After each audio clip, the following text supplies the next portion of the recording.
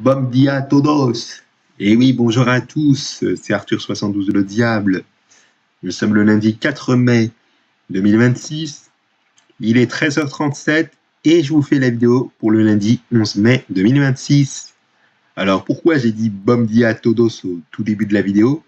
Eh bien tout simplement, vous l'aurez compris, puisque aujourd'hui ainsi que mercredi, nous sommes dans deux grands prix. On parle le portugais, avec aujourd'hui le Grand Prix Moto du Portugal 2002 et mercredi le Grand Prix Moto de Rio de Janeiro 2002. Donc voilà, c'est pour ça que je dis Bom dia a todos. Il en sera de même pour la vidéo de mercredi. Donc, le Grand Prix Moto du Portugal 2002, c'est le 636e Grand Prix Moto championnat depuis 1949. Et il a eu lieu du vendredi 6 septembre 2002 au dimanche 8 septembre 2002, où vous allez voir que sur les trois courses, il y aura eu de nombreuses chutes et il y aura un paquet d'abandons sur la catégorie 125. Donc justement, on va faire la catégorie 125 pour commencer. Et les nouveaux pilotes, vous sachez que je n'ai pas d'informations sur eux, malheureusement. Il s'agit de Joao Pinto. Enfin non, on en a déjà parlé au Grand Prix de 2001 ou de l'an 2000, il me semble. Donc voilà, Joao Pinto, mais non. Les deux nouveaux pilotes sont en fait Pedro Monteiro et Felipe, ou Philippe, je ne sais pas comment on prononce, mais bon, c'est pas grave, Felipe Costa. Donc voilà, deux Portugais où je n'ai pas d'informations sur eux. Et donc voilà, on va passer aux résultats de la première séance d'essai. Je voulais vous dire la position, comme je l'ai fait lundi dernier, la position de... On va le faire, vous le savez, hein, de Dani Pedrosa, d'Andrea Dovizioso, Jorge Lorenzo, Tom Luthi et Marco Simoncelli, et par ordre de la position du premier au dernier pour aller plus vite. Donc voilà. Alors Dani Pedrosa, 3e.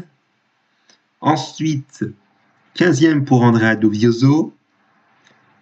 Jorge Lorenzo, 25e.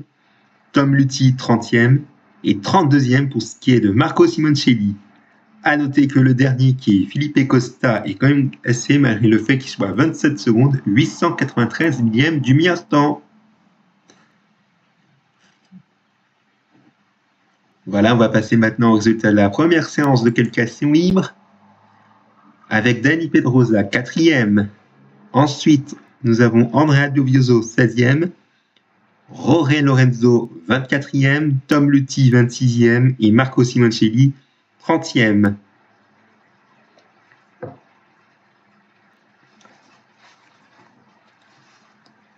Voilà, et vous l'avez vu que nous avons trois pilotes qui ne sont pas dans le classement, qui sont trois Portugais, vous l'auriez compris, les trois Portugais.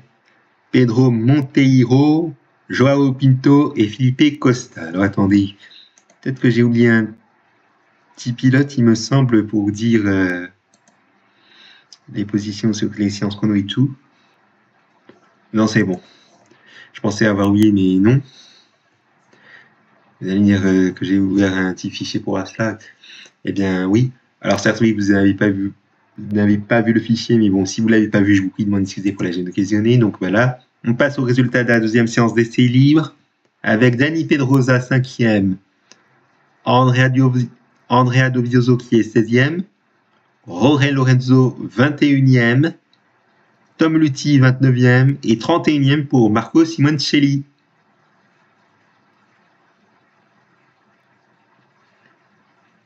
On passe maintenant à la deuxième séance de qualification libre. Pas de chrono pour Pedro Monteiro, et malheureusement, on ne le verra pas pour la course. Et même chose pour ce qui est de Joao Pinto, pas dans le classement, même chose pour ce qui est de Felipe Costa. Donc on ne verra pas les trois Portugais pour la journée du dimanche. Mais Sabastiani, qui n'est pas dans le classement, on le verra pour la journée du dimanche pour autant.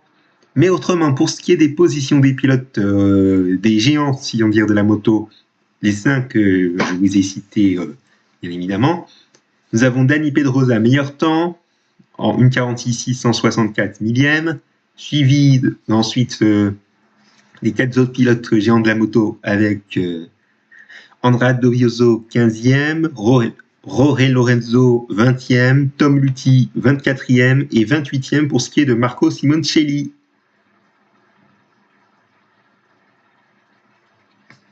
On va passer au warm-up avec Jorge Lorenzo qui est 6e, ce qui est assez intéressant.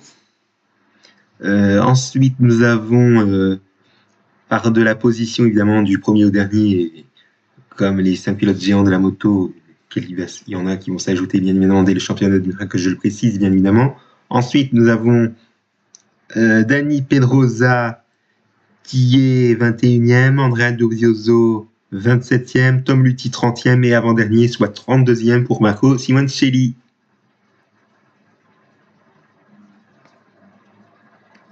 Voilà, on va passer à la course avec 14 pilotes qui ont franchi le drapeau à damier et, tenez-vous bien, 19 pilotes qui ont abandonné. Alors là, c'est énorme, c'est un carnage. Alors là, c'est la catastrophe. Vous allez me dire que la course a été perturbée par la pluie. Eh bien, effectivement, la course a été perturbée par la pluie et il en sera de même pour les deux autres catégories. Donc là, franchement, c'est énorme. Et vous le voyez qu'il y a pas moins de près de 46 secondes d'écart entre le troisième et le quatrième, entre Tim Jenker et Pablo Nieto. C'est énorme. Et pour ce qui est des pilotes géants de la moto, eh bien, il y en a 2 qui ont franchi le drapeau à damier et 3 qui ont abandonné. Si je dis pas de bêtises. Ah non, il y en a 3 qui ont franchi le drapeau à damier, des géants de la moto, et 2 qui ont abandonné. Les géants de la moto qui ont franchi le drapeau à damier sont Tom Luthi 9e, Dani Pedrosa 10e et 13e pour Marco Simoncelli. Et les 2 autres pilotes géants de la moto qu'on va parler jusqu'à la fin de leur carrière, que je tiens à le préciser pour ceux qui se demandent de quoi je parle quand je dis géant de la moto, eh bien, c'est qu'ils roulent pendant plus de 10 ans, voire même un petit peu moins, mais qui ont été quand même des amis de certains pilotes. Mais bon, les 2 autres pilotes qui sont des géants de la moto qui ont abandonné sont Andrea Dovizioso, et oui, le dernier qui a abandonné, dommage, et Jorge Lorenzo. Donc voilà, je vais vous laisser exceptionnellement 15 secondes pour que vous voyez le nom des 14 pilotes qui ont franchi le drapeau à damier et des 19 abandons à partir de maintenant.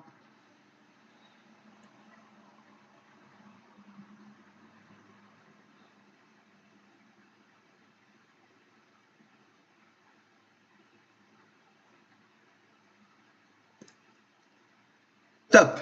Les 15 secondes sont passées. Je vais vous montrer maintenant le détail des abandons. Et là aussi, je vais vous laisser 15 secondes pour que vous regardez ce détail des abandons. Bien évidemment, à partir de maintenant.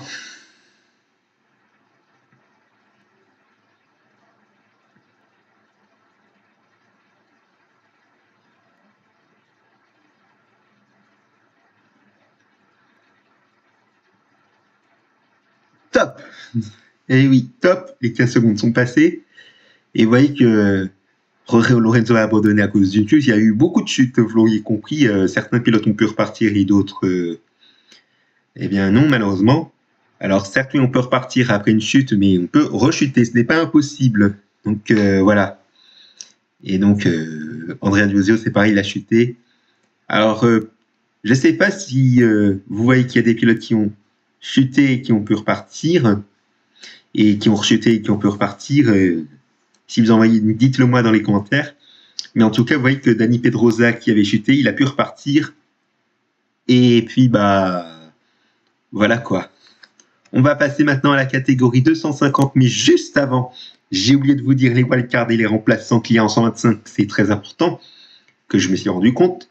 Alors, comme wildcard, nous avons Julien Simon, Pedro Monteiro, Joao Pinto et Felipe Costa. Au niveau des remplaçants, nous avons Christian Pistoni qui remplace Gabor Talkmaxi, ce dernier qui remplace Jarno Müller, Tom Luthi qui remplace Jakub Smerks et Marco Simoncelli qui remplace Jaroslav Hull, ce dernier qui est en 250. On va en parler tout de suite. Et sachez que je n'ai pas de nouveau pilote, où il sera de même pour ce qui est de la catégorie MotoGP. Donc voilà, ces choses dites. On va vous dire donc les wildcards et les remplaçants. Eh bien, il n'y a qu'une wildcard, sachez-le, il n'y a pas de jaloux pour ce Grand Prix auto du Portugal 2002 en 250. Il s'agit de Eric Bataille. Et nous avons 4 remplaçants comme en 125 avec Jaroslav Hull justement qui remplace Taro Sekiguchi, Rob Villard qui remplace Jarno Janssen, Erwan Nigon qui remplace Vincent Philippe et Grégory Lefort qui remplace Hugo Marchand. Sachez qu'on n'aura pas de wildcard en catégorie MotoGP, enfin, après 5 wildcards consécutifs de Akira Ryu, et qu'on n'aura pas non plus de remplaçants. Je tiens à vous prévenir également pour faire un petit spoil, sachez-le, pour le Grand Prix de mercredi avec le Grand Prix de Rio de Janeiro 2002. Il n'y aura pas de nouveaux pilotes, une wildcard, mais bien évidemment des remplaçants, quelle que soit la catégorie. Mais bon, on va passer au résultat de la première séance d'essai libre, avec la position de Casey Stoner et de Randy Depugnet. Alors pour cette première séance d'essai libre, Randy Depugnet est 8e et Casey Stoner 11e.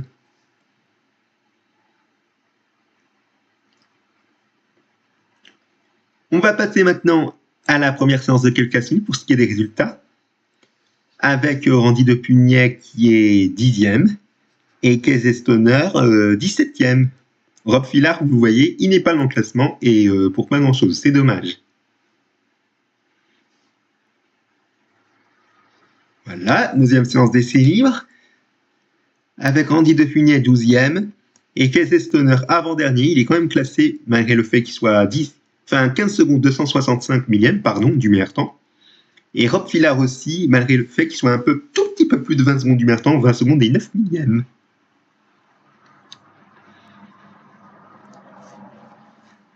On va passer à la deuxième séance de qualification si vous le voulez bien.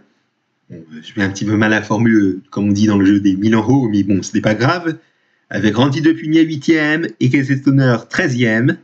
Et Rob Villard qui n'est pas dans le classement une nouvelle fois. Malheureusement, on ne le verra pas pour la course.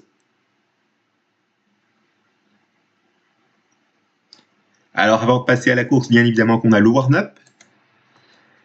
Au warm-up, nous avons Casey Stoner 4e et juste derrière, Randy Depugnet 5e.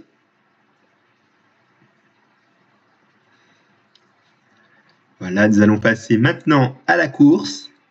13 pilotes qui ont franchi le drapeau à damier. Et dans les abandons, nous avons Casey Stoner une nouvelle fois et Randy Depugnet dans le premier tour. C'est dommage. Donc 13 pilotes qui ont franchi le drapeau à damier et nous avons 3, je fais par 3, la 6, 9. Normalement, il y a 11 abandons, si je compte bien.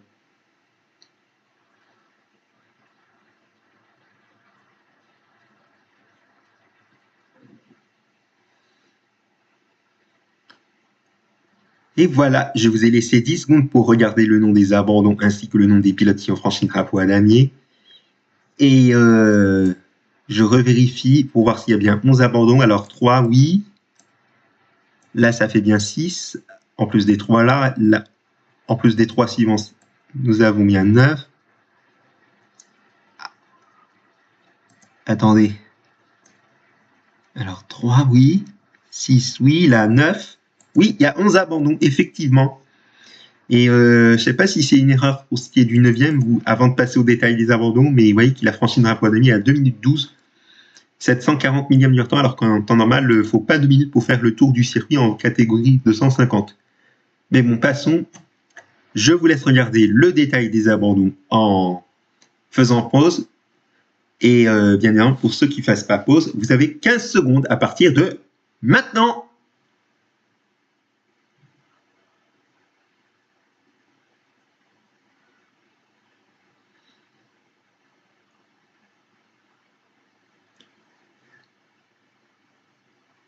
Top! Et oui, les 15 secondes sont passées. Vous le voyez que dans le détail des abandons, nous avons Alex Debonne et Roberto Rolfo, Alex Debonne ou Alex Debonne, ça dépend de la prononciation, qui ont volé le départ. Ils sont partis trop tôt, avant les stations des feux rouges, bien évidemment, et donc ils devaient faire un passage à la voie des stands pour repartir dans la foulée. Et donc voilà, Randy Depugnet, vous voyez qu'il a abandonné non pas à cause d'une chute, mais peut-être lié à un problème technique ou autre, c'est dommage.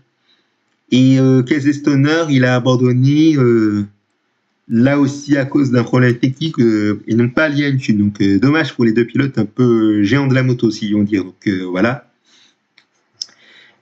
Et donc maintenant, nous allons passer à la catégorie MotoGP. Comme je vous l'ai dit, pas de nouveaux pilotes, ni de wildcard et de remplaçants. Donc sans plus attendre, on passe maintenant au résultat de la première séance d'essai libre que voici, et la position de Valentino Rossi, où il est 4e. On passe maintenant au résultat de la première séance de qualification libre, avec Valentino Rossi 3e. La deuxième séance d'essai libre. Meilleur temps pour Valentino Rossi en 1 minute 40, 956 millièmes du meilleur temps.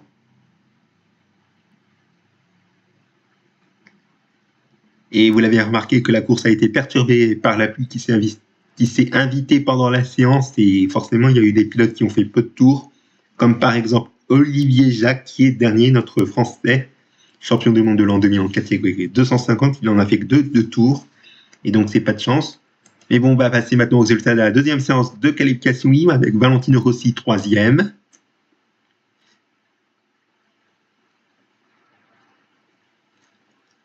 Allez, on va passer au warm-up avec un warm-up assez étonnant, si j'ai envie de dire, avec Valentino Rossi qui est 6e, oui, c'est ça.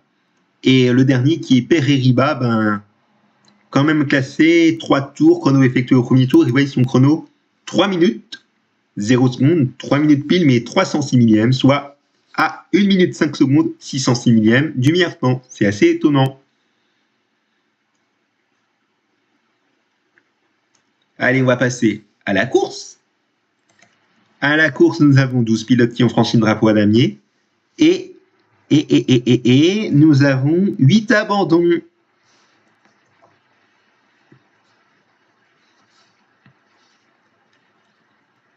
Voilà, avec Valentino Rossi qui retrouve la victoire comme vous avez pu le constater. Et voici le détail des abandons que je vous laisse regarder en faisant pause.